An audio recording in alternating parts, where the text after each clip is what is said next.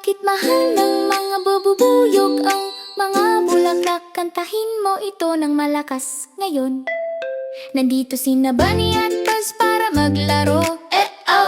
Nektar, pollen at pagtutulungan din. Mahika ng kalikasan, maliwanag at totoo.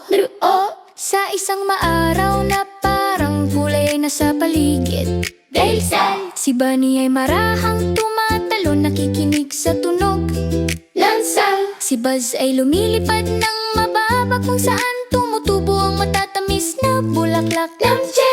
Ang gintong nektar ay kumikislap at nagsasabing, hello! Bakit mahal ng mga babubuyog ang mga bulaklak? Matamis at maliwanag. Ang nektar ay nagbibigay sa kanila ng enerhiya mula umaga hanggang gabi.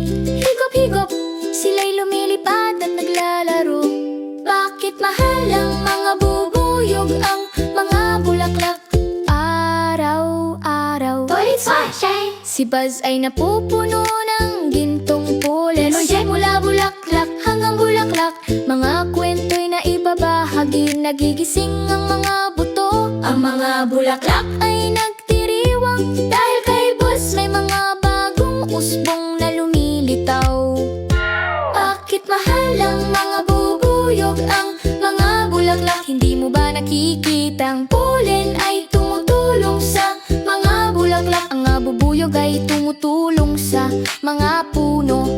Paikot-ikot, sabay silang lumalaki. Bakit mahal ng mga bubuyog ang mga bulaklak? Ang palabas ng kalikasan. Tumutulong din si Bunny, nililinis ang daan. Ang mga bubuyog ay nagtutulong